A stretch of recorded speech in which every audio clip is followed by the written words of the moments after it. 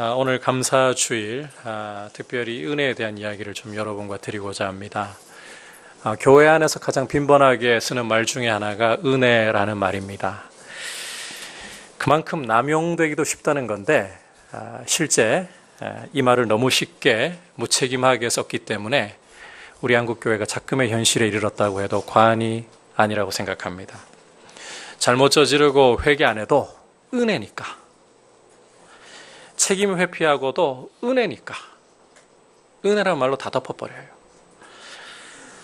오늘 말씀은 아브라함이 자기 아내 사라를 자기 누이라고 그랄 왕 아비멜렉에게 속이는 바람에 아비멜렉이 사라를 데려가는 사건을 기록을 하고 있습니다. 이때 사라 나이가 거의 90세에 육박했어요. 89세. 그런데 변함없는 이 미모 때문에 또 취하여감을 당하고 신비로운 미모예요. 어떻게 이런 신비로운 미모를 가질 수 있는가? 하지만 우리의 관심은 여러분 여기에 관심 갖지 마세요.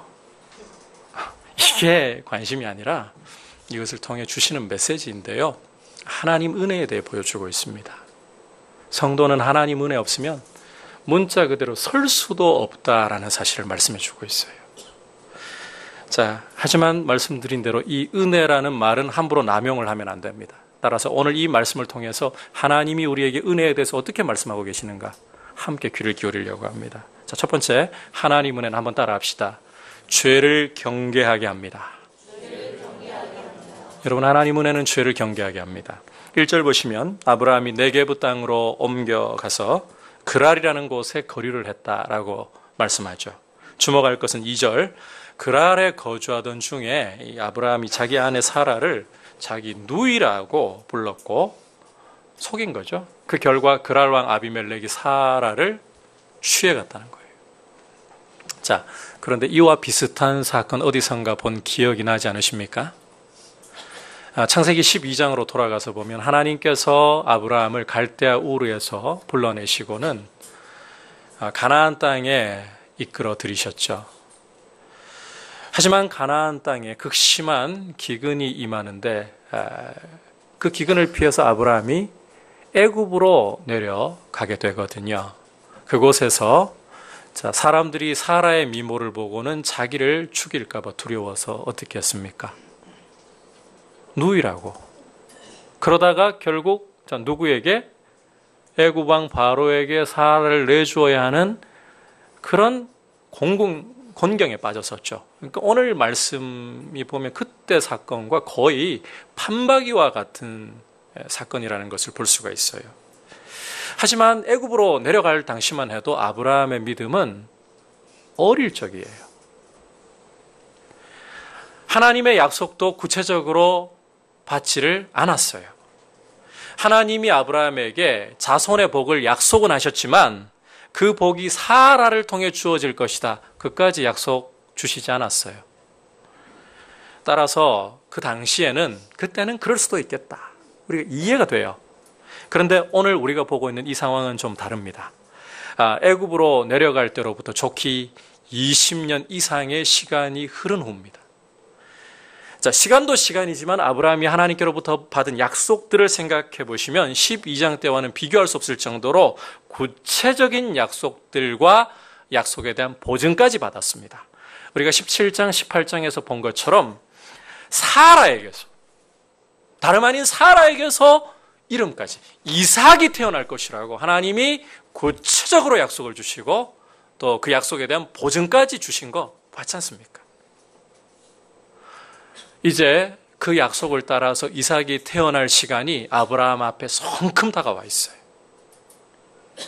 게다가 오늘 바로 이 말씀 앞에 보면 소돔과 고모라를 위해 가지고 하나님께 중보 기도하던, 그래서 이 소돔이 멸망하는 중에 롯을 건져내던 이런 통로로까지 아브라함이 쓰임을 받았던 거 우리가 봤습니다.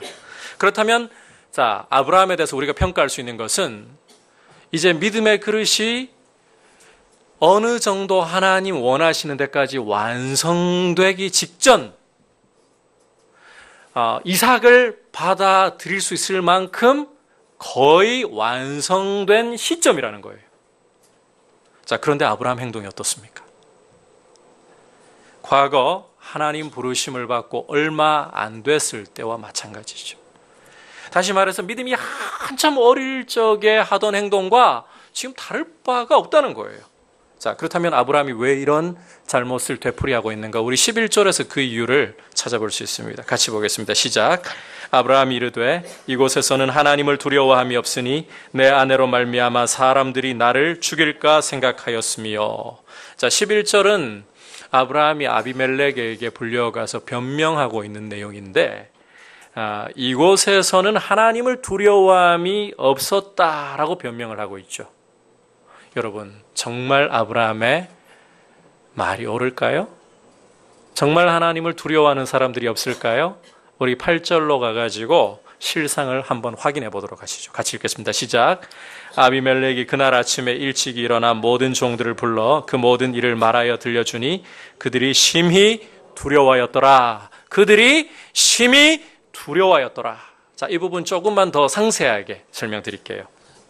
3절 보시면 아비멜렉이 사라를 데려가고 그 밤에 하나님께서 아비멜렉에게 꿈에 나타나셔가지고는 경고를 주시죠. 내가 데려간 이 여인 때문에 너 죽게 되었다. 너에게 속한 자들도 다 죽게 되었다. 아비멜렉은 이게 웬 날벼락인가 했을 거예요.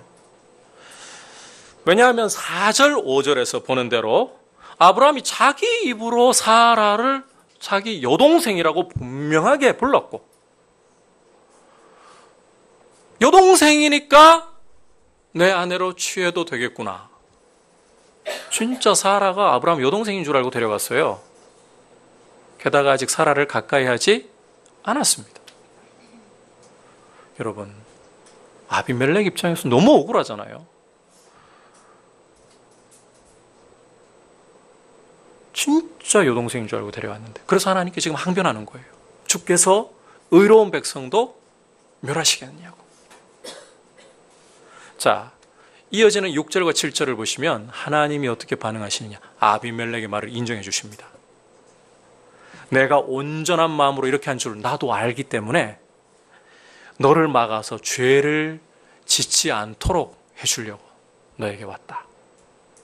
그러니 그 여인을 돌려보내라. 자, 주목할 것은 이 일을 겪고 난 후에 아비멜렉이 보이는 반응인데 8절 보시면 아침에 일찍 일어나 그러죠.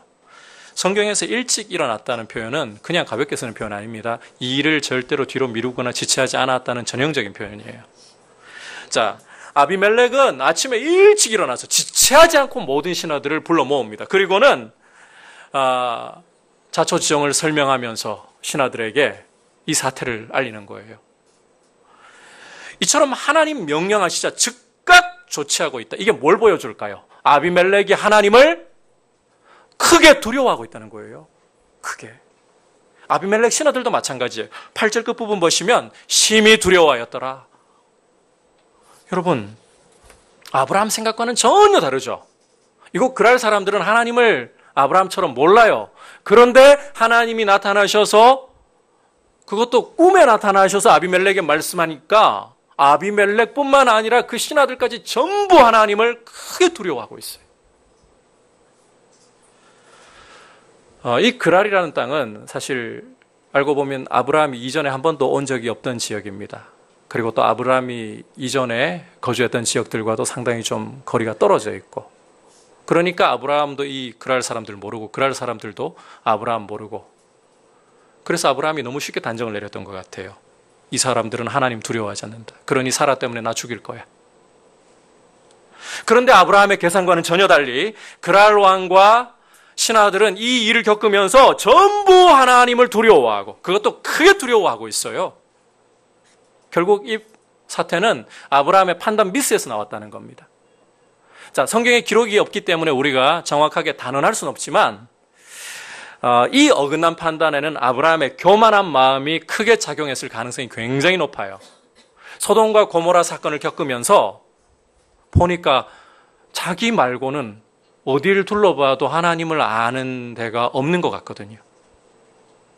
이런 마음이 아브라함에게 들어왔던 것 같아요. 자, 어쨌든 중요한 사실은 이 일이 벌어진 때가 아브라함의 믿음이 상당히 많이 성장하고 성숙한 시기라는 겁니다. 사라를 통해 이삭을 주시겠다고 약속과 보증까지 받았고, 또 소돔과 고모라가 이 멸망하는 가운데 중보기도로 롯을 건져내는 이런 일을 했던 아브라함의 믿음이 한껏 하늘을 향해 비상했던 시기에, 그리고 그 일 이후에 이 일이 벌어졌다는 거예요. 여러분, 이걸 보면 사람이 섰다고 생각할 때에 넘어질까 정말 조심하고 경계를 해야 됩니다.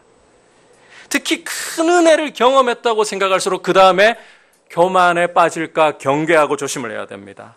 여러분, 사람은 안 가르쳐도 교만에 잘 빠집니다. 왜냐하면 사람이 타락하게 된 주요 원인이 무엇이기 때문에 바로 이 교만이기 때문입니다. 하나님께서 처음 사람 창조하실 때만 해도요, 인간이 하나님 떠나서 살 수 없도록 하나님의 왕권에 철저히 순종하고 하나님 의지하며 살도록 지음을 받았어요. 의존적인 존재로. 그런데 우리 조상 아담이 하나님의 이 왕되심을 거부하고 자기가 스스로 인생의 왕이 되겠다고 하나님을 버렸잖아요. 이게 교만이고, 이 교만으로 타락이 시작되고 인간의 모든 문제가 비롯된 거예요. 따라서 아담으로부터 이 죄의 피를 물려받은 우리 모든 인생 마음 밑바닥에 뭐가 깔려 있겠습니까? 교만이 깔려 있어요. 따라서 예수님 믿고도 매일 십자가에 이 교만을 못 박아버리지 않으면 교만은 또 여러분에게서 고개를 들 수밖에 없습니다. 특히 다시 강조합니다. 큰 은혜 받은 후에, 영적으로 높이 비상하는 은혜를 경험했다고 생각한 후에 경계하고 조심해야 됩니다. 그리고 아무리 영적으로 성장하고 성숙한 사람이라도 교만의 문제 예외 없다는 사실을 우리가 분명하게 받아들여야 됩니다. 따라서 여러분 늘 깨어 조심할 수 있기를 축복합니다. 특히 섰다고 생각할 때 넘어질까 두려워하십시오. 말씀과 기도로 여러분의 영적 경계를 늦추지 말고 은혜 안에 머물 수 있기를 축복합니다. 여러분, 제가 분명하게 강조합니다. 하나님의 은혜는 죄에 대해서 영적으로 깨어서 경계하게 만들어주는 것입니다. 하나님 은혜가 이래도 좋고 저래도 좋다? 에이, 은혜로 덮지 뭐. 아니에요. 교만에 대해서, 죄에 대해서 경계하게 만들어요. 은혜는 절대로 여러분을 영적인 잠에 빠져들어서 신앙생활 이래도 좋고 저래도 좋고 예수 믿는다고 말만 하면 만사오케, 그러지 않습니다. 오늘 우리가 이 추수감사절을 맞이해서 또 오늘 학습 세례식을 통해서 하나님 은혜의 교회와 여러분 자신들을 부탁하면서요, 이 은혜를 제대로 이해를 해야 돼요. 지금 은혜에 대해서 얼마나 오해가 심각한지 몰라요. 하나님 은혜는 절대로 죄에 대해서 뭐 이래도 괜찮아, 저래도 괜찮아, 아니에요. 경계하게 만들어요. 영적으로 깨어 경계할 수 있기를 축복합니다. 두 번째로 하나님 은혜는 한번 따라합시다. 죄를 버린 사람에게 존귀함을 약속합니다. 자, 3절 보시면 잘못은 아브라함이 저질렀는데 또 이 사태 누가 해결하고 나서십니까? 12장처럼 하나님이 직접 개입해가지고 이걸 보면요, 절대적으로 하나님 은혜라는 말 외에 설명할 방법이 없어요. 성도의 삶은 열리는 게 하나님 은혜로구나. 솔직하게 한번 이야기해보죠. 아비멜렉과 아브라함 중에 여러분 생각하시기에 누가 더 옳고 의롭습니까?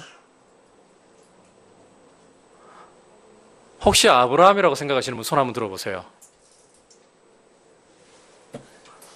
없죠. 이 딱 봐도 아비멜렉이잖아요. 앞서 봤지만 아비멜렉 진짜 억울합니다. 아니, 사라가 아브라함 누이인 줄 알고 속아가지고 데려왔어요. 자기가 남의 아내인 줄 알고 고의로 빼앗아온 게 아니란 말이에요. 그런데 진짜 재앙을 당해서 죽을 뻔했잖아요. 이 정도 되고 나면 자, 뒤에 이 사태 해결할 때 어떻게 나와야 정상일까요? 아브라함 불러가지고 하나님 나타나셔가지고 경고 주셨으니까 대놓고 복수는 못해도 소심한 복수라도 좀 해야 되는 거 아니에요? 근데 아비멜렉 어떻게 하는 거? 우리 14절부터 16절까지 한번 읽어볼게요. 시작. 아비멜렉이 양과 소와 종들을 이끌어 아브라함에게 주고 그의 아내 사라도 그에게 돌려보내고 아브라함에게 이르되 내 땅이 내 앞에 있으니 내가 보기에 좋은 대로 거주하라 하고 사라에게 이르되 내가 은 1000개를 내 오라비에게 주어서 그것으로 너와 함께한 여러 사람 앞에서 내 수치를 가리게 하였노니 내 일이 다 해결되었느니라. 자, 문제 해결 방법을 보십시오. 솔직히 사라 돌려보내는 것만 해도 충분합니다. 아브라함한테요 소심한 복수하면서 사라 돌려보내도 돼요. 근데 아비멜렉은 아브라함에게 양과 소와 종들도 주고 있고 당해놓고 그 다음에 지금 땅이 아브라함 너 앞에 있으니까 보기에 좋은 대로 골라가지고 살아라. 땅도 주고 있고 뿐만 아니라 은 1000개. 여러분 이 당시에 은 1000개라는 것은 엄청난 양이에요. 고대 근동의 기록물들을 참고해서 보면 은 1000개라고 하면 신들에게나 드릴 정도 수준의 예물입니다. 이거를 아브라함에게 주면서 공개석상에서 사라의 수치를 가려주려고. 이걸 보면 아비멜렉, 자, 이 사람 인품 어떻습니까?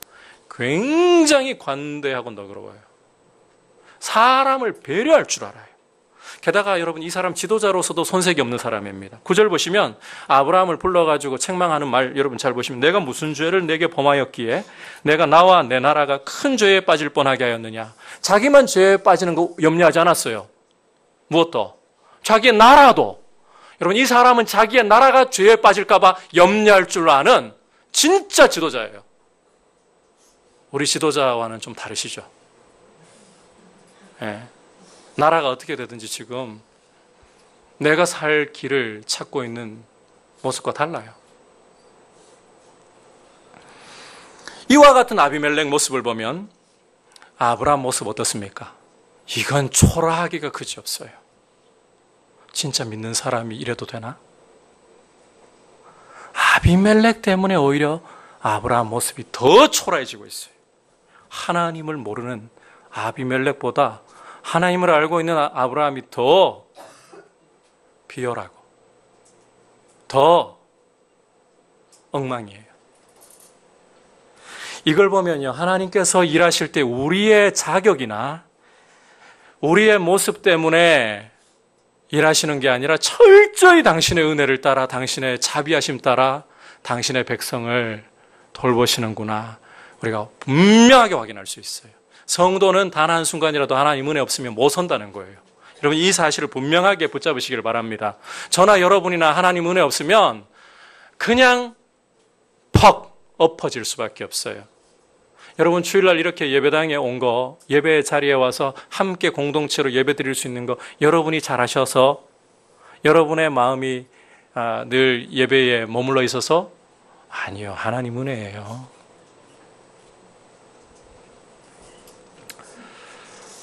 은혜 없으면 성도는 재구실도 못합니다. 그런데 여기서 질문 하나 던져볼게요.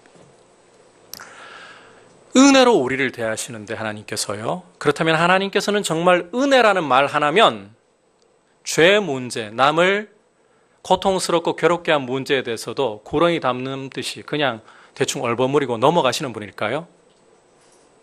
절대 그렇지 않습니다. 하나님은 아브라함이 잘못한 것을 대충 얼버무리면서 얼렁뚱땅 넘어가지 않으십니다. 자, 앞서 우리가 본 것처럼 9절, 10절은 아브라함이 아비멜렉의 호출을 받고 지금 만조백관 앞에 출두한 상황이에요. 공개적으로 사람들이 다 보고 있고 다 귀를 열고 듣고 있는 자리에서 지금 책망을 당하는 자리라는 말입니다. 결국 11절부터 13절까지를 보시면 아브라함은 이 상황에서 자기 잘못에 대해서요, 만조백관 앞에서 사람들이 다 보는 앞에서 실토하고 자백하지 않을 수 없는 부끄러움을 당하고 있어요. 이걸 보면 하나님께서는 죄의 문제를 절대로 얼렁뚱땅 대충 넘기지 않으신다는 거예요. 성도가 죄를 반드시 자백하고 버리기를 원하시는, 그렇게 이끄시기를 원하시는 분이라는 거예요. 물론 당하는 아브라함 입장에는 진짜 쥐구멍이라도 찾을 수만 있다면 쥐구멍이라도 숨어버리고 싶을 정도의 부끄러움이겠죠. 그런데 하나님께서는 당신의 백성 죄를 그렇게 버리기를 원하고 계십니다. 그러면 하나님께서 왜 이렇게까지 부끄럽게 만드시느냐? 당신의 백성을 은혜로 대하신다면서 목적이 있어요. 7절 우리 같이 읽어볼까요? 시작. 이제 그 사람의 아내를 돌려보내라. 그는 선지자라. 그가 너를 위하여 기도하리니 내가 살려니와 내가 돌려보내지 아니하면 너와 내게 속한 자가 다 반드시 죽을 줄 알지니라. 자, 이 말씀 보시면 하나님이 아브라함을 어떻게 불러주고 계십니까? 선지자라. 뿐만 아니라 아브라함이 아비멜렉을 위해 중보 기도를 할 때 그 기도 들으시고 하나님이 아비멜렉을 살려주시겠다. 하나님의 목적은요, 단순히 수치를 주는데 있는 게 아니에요. 죄를 드러내어가지고 버리게 하시는 것은 당신의 백성 그냥 수치로 완전히 밟아가지고 일어나지도 못하게 하시려고 하는 게 아니에요. 오히려 존귀함을 회복시켜 주시고 싶다는 거예요. 그는 선지자라. 그가 너를 위해 기도할 때 내가 그 기도 듣겠다. 솔직히 형편없는데. 그러나 하나님은 당신의 백성들에게 죄를 버리게 하시면서, 부끄러움을 당해도 죄를 버리게 하시면서 그 목적이 존귀함으로 나오라는 겁니다. 여러분, 이 존귀함은 죄 가지고는 절대 못 누립니다. 아무리 존귀해도 죄를 품고 있으면 그 존귀함은 완전히 쓰레기가 되어버립니다. 그러나 아무리 부끄러워도 죄를 버리면 하나님이 높여주신 줄 믿습니다. 그리고 골짜기에 가장 깊이 떨어져 있다 할지라도 죄를 버리고 하나님 앞에 겸손히 나아갈 때 하나님은 다시금 존귀함으로 이끌어 주시는 거예요. 자, 실제로 하나님이 죄를 자백하게 만든 후에 어떻게 하시는가? 우리 증거를 확인해 봐야 돼요. 17절, 18절 같이 읽어볼까요? 시작. 아브라함이 하나님께 기도하매 하나님이 아비멜렉과 그의 아내와 여종을 치료하사 출산하게 하셨으니 여호와께서 이왕에 아브라함의 아내 사라의 일로 아비멜렉의 집의 모든 태를 닫으셨음이더라. 자, 보십시오. 하나님이 죄 문제 다루신 후에 부끄러움으로 끝나게 하셨습니까? 아니죠. 아브라함을 진짜 선지자로 높여주셨어요. 그 기도 통해서 아비멜렉에게 복이 흘러가게 하셨어요. 에이, 자기 아내를 여동생이라고 속이는 사람 통해서. 아니요, 죄를 버릴 때 하나님은 그런 부끄러운 아브라함이지만 선지자로 아브라함 통해서 복이 흘러가게 만들어주셨어요. 이게 하나님 목적이에요. 따라서 죄를 버려야 합니다.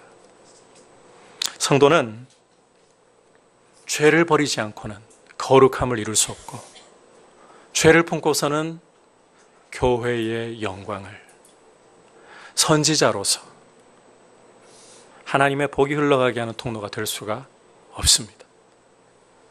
여러분, 우리가 늘 기억해야 될 게, 앞에서도 잠시 언급을 했습니다마는 우리 마음이라는 이 정원에는 죄의 독초가 날마다 자라요. 그래서 이 땅에서 죄 문제 자유로울 수 있는 사람 아무도 없고, 앞에서요, 목사가 아무리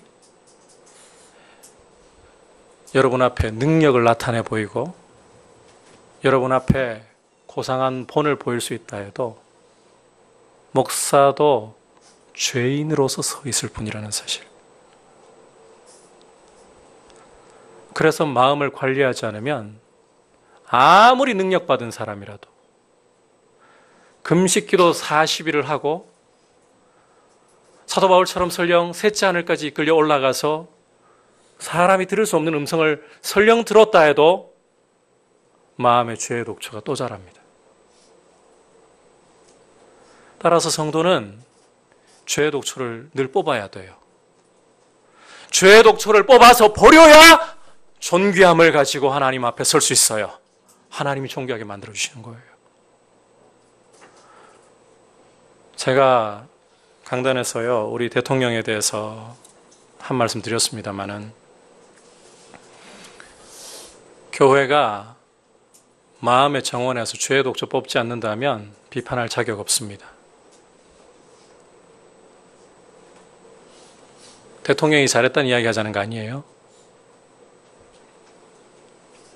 여러분, 우리 마음 안에 죄 문제를 다루지 않으면 솔직히 한번 이야기해 보죠. 대통령 이 지경까지 가는데 처음부터 그랬다고 생각하십니까?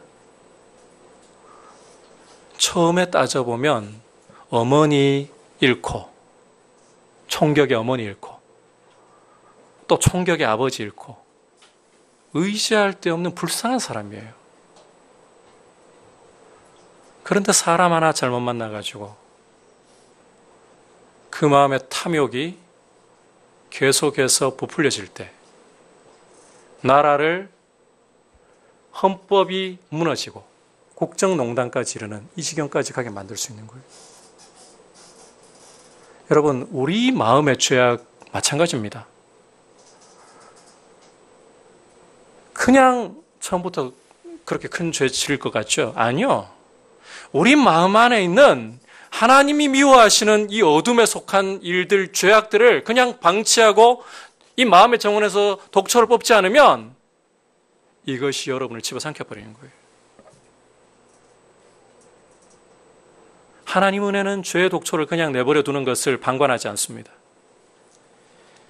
하나님 은혜는 죄를 버릴 것을 강력하게 요구하고 있고 죄를 버리는 길만이 존귀함에 이르는 일이라고 분명하게 선언하고 있습니다.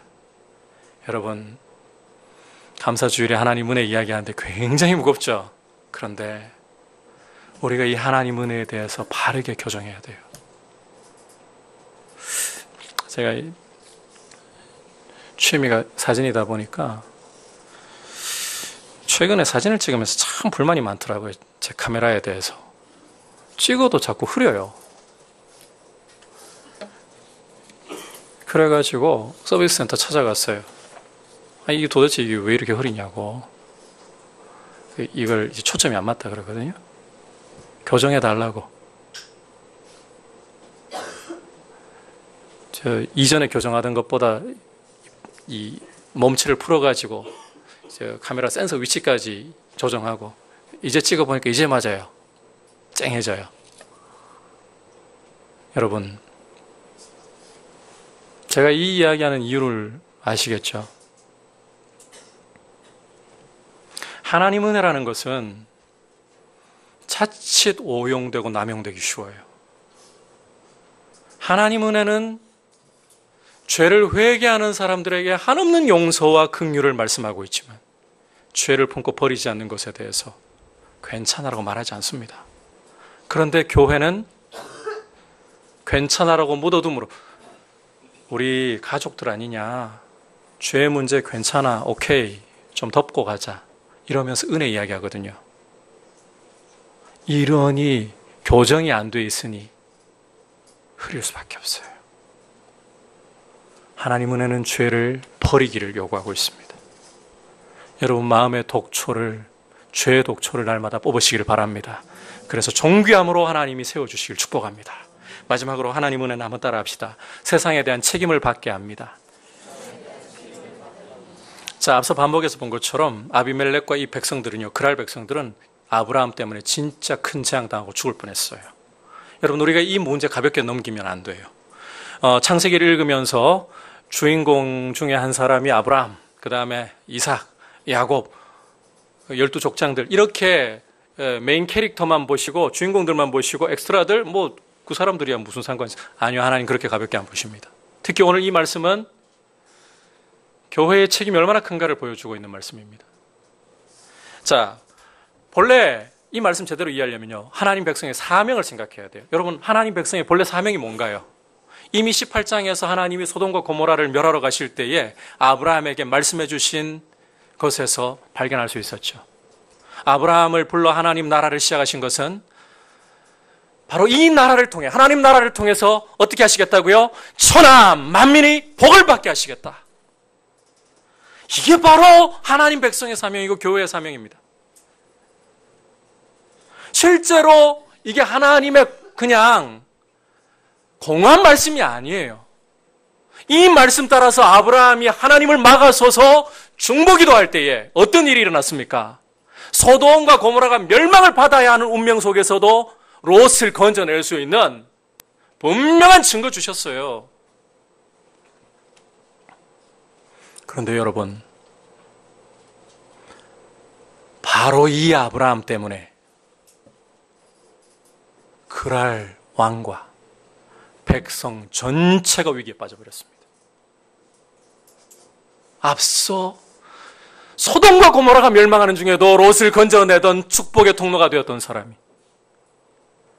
이제는 그랄 전체를 위기에 빠뜨리고 하나님의 심판의 두려움 앞에 서게 만들어버렸던 고통의 통로가 되어버렸습니다.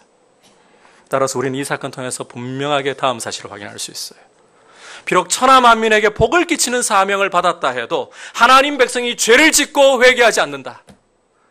그때부터는 하나님 백성은 고통의 중심에 서 있다는 겁니다. 요나를 보더라도 이 사실 우리는 더 분명하게 확인할 수 있습니다. 여러분, 요나라는 선지자는 당시 이스라엘에게 철전지 원수와 같던 아수르의 도시, 주요 도시 니느웨에 말씀을 전하러 가라는 사명을 받았습니다. 니느웨를 쳐서 예언하라. 그런데 요나가요, 하나님 본심을 알아버렸어요. 니느웨를 쳐서 3장 메시지 보면 40일이 지나면 이 성 무너진다. 심판의 메시지잖아요. 근데 이 심판의 메시지를 전해도 하나님 본심이 뭔지 알아버렸어요. 회개시키려고 하시는구나. 원수의 나라입니다. 이스라엘을 잡아먹은 나라입니다. 이런 나라 주요 도시에 말씀 전하러 가라니 회개하는 게 너무 싫은 거예요, 요나가. 그래서 자, 어떻게 합니까? 도망가 버리는데 니느웨와는 정반대에 있는 당시 땅끝으로 여겨지던 다시스로 배를 타고 도망을 가버리죠. 자, 배를 타고는 요나가 배 맨 밑층으로 내려가요. 그리고는 거기서 깊은 잠에 빠지는데 이제부터 본격적인 사태가 시작되는 거예요. 하나님께서 요나를 어떻게 하시는가요?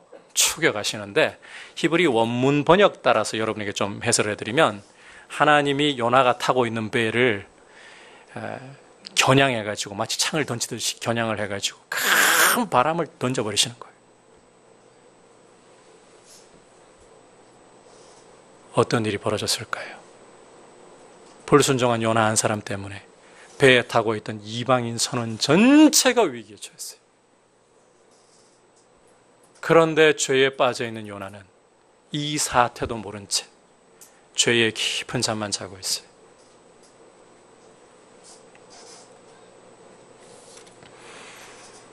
하나님 백성이 거룩함을 잃어버릴 때 세상을 위기와 고통에 빠뜨립니다. 여러분, 하나님은 우리를 세상의 빛과 소금으로 부르셨습니다. 어둠을 밝히고 거룩한 맛으로 세상에게 맛을 보여주었어. 하나님을 모르는 사람들이 우리의 선한 행실 때문에 하나님께 영광을 돌리게 하도록 우리를 부르셨습니다. 이게 교회입니다. 이게 교회의 사명입니다. 이 사명을 잃어버리고 있는 교회가 세상의 고통이라는 거예요. 이 사명을 잃어버리고 있는, 세상에 대한 책임을 잃어버리고 있는 교회가 세상을 더 어둡고 부패하게 만들어요. 여러분, 오늘 우리 자신에 대해서 고발 한번 해봅시다. 아프더라도 감사조래요. 하나님 은혜 생각한다면 제대로 우리 한번 직시하고 고발해 봅시다. 우리 한국교회가 지금 대통령의 부패에 대해서 호위무사가 되어 있어요.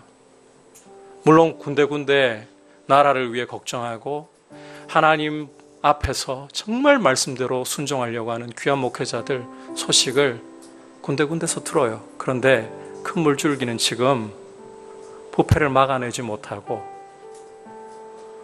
지금 여러분, 대통령이 헌법을 이렇게 유린하고서도 잘못하고 있는데 교회는 어떻게 하고 있는 줄 아십니까? 호위무사가 되어가지고 절대 하야 안 된다. 제가 정치적 입장을 밝히려고 이런 이야기를 하는 게 아닙니다. 저는 좌파 우파도 모르고요, 종북 좌빨도 모르고요,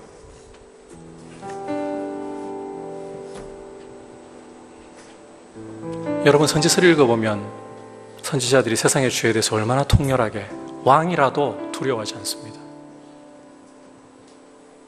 세상의 죄를 얼마나 통렬하게 지적하는데요. 그 빛으로 얼마나 세상을 밝히고 있는데요. 그런데 여러분, 하나님 사관을 위해 목숨 거는 것도 아니고 세상 역사 보는 관점 따라 다양해요. 근데 교회가 국정교과서 편찬에 대해서 강력한 지지 보내고, 개성공단 폐쇄해가지고 지금 남북관계, 그리고 북한 생각 안 해도 우리 쪽만 생각해도 그 고통받는 사람들 정부가 무슨 보살핌을 줬나요? 이걸 지지를 누가 했느냐? 교회가 했어요, 여러분.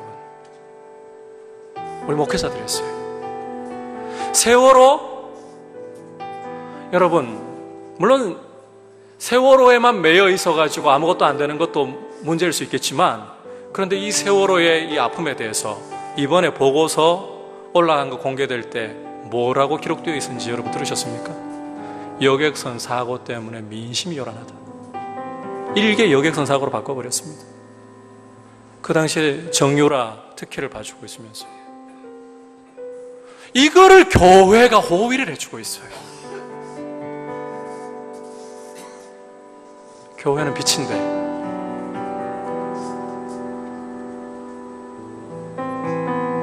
목회자가 말씀을 전하면 대통령이 그 말씀의 빛 때문에 화가 나고 자기 죄가 드러나기 때문에 차라리 그런 목회자들을 부르지 말아야 되는 이런 사태가 벌어져야 되는데 오히려 더 불러가지고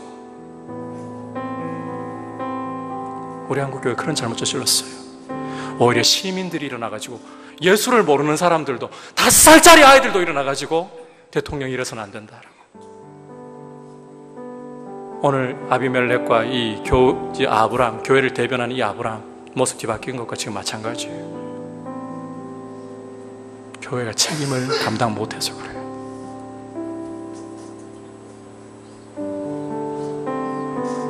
여러분, 하나님의 은혜는 세상에 대한 책임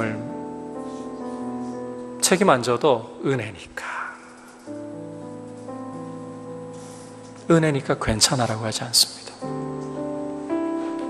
세상을 향하여 너희 무엇하고 있느냐? 빛이 되라. 너희 소금이지 않느냐? 은혜는 이렇게 경고합니다. 소금이 맛을 잃어버리면 어떻게 하리요? 다만 버리워져 사람들에게 밟힐 뿐이라. 이것이 은혜입니다. 여러분, 우리 은혜라는 말로 우리의 연약함을 품어주시고 아들을 십자가에 죽여서 죄 버리게 만드시고 거룩한 백성 만드시려고 하는 이 하나님의 의도를, 그 하나님의 은혜를 무시하지 맙시다. 하나님 공기처럼 가볍게 여기지 맙시다. 하나님 무서운 줄 아십시오. 하나님 은혜가 얼마나 준엄한지를 아십시오. 그리고 정말 하나님 앞에서 돈 없어서 무섭습니까? 무섭죠. 여러분, 하나님 앞에 경외함 없는 거 두려워하세요? 하나님 우습게 여기는 거 두려워하세요? 여러분, 우리 자녀들 좋은 대학 못 가서 두렵습니까? 그게 아니라 우리 자녀들 죄 가운데 망하는 걸 두려워하세요. 여러분, 지금 이 나라에 돌아가는 꼴이 두렵습니까? 그것보다 죄악을 막아내야 할 교회가 그 역할을 못하는 거 두려워하셔야 돼요. 저는 진짜 두려운 게 뭔가 하면 대통령이 자발적으로 하야하지 않고 끝까지 버티려고 할 때에 하나님 이거 허락해 버리실까 두렵습니다. 솔직히. 그렇게 되면 나라가 어떻게 돌아갈지 하나님 허락하실 수 있어요. 악으로 악을 징벌하시기 위해. 두렵습니다. 하나님을 두려워합시다. 은혜는 하나님을 두려워하라고 말합니다. 하나님 은혜를 남용하지 말고 거룩한 하나님 백성답게 오늘 아브라함을 통해서 하나님 은혜 없으면 믿음의 시조라도 재구실 못해요. 그러나 하나님 은혜는 함부로 남용하도록 죄를 허용하고 죄를 괜찮아라고 말하지 않습니다. 기억하십시오. 은혜는 첫 번째, 죄를 경계하게 만듭니다. 두 번째, 죄를 버리고 하나님의 종교함으로 나오게 만듭니다. 마지막으로 승에 대한 책임을 지게 만듭니다. 이와 같이 은혜를 알아갈 수 있기를 축복합니다. 같이 우리 주님 앞에 고백을 드립시다.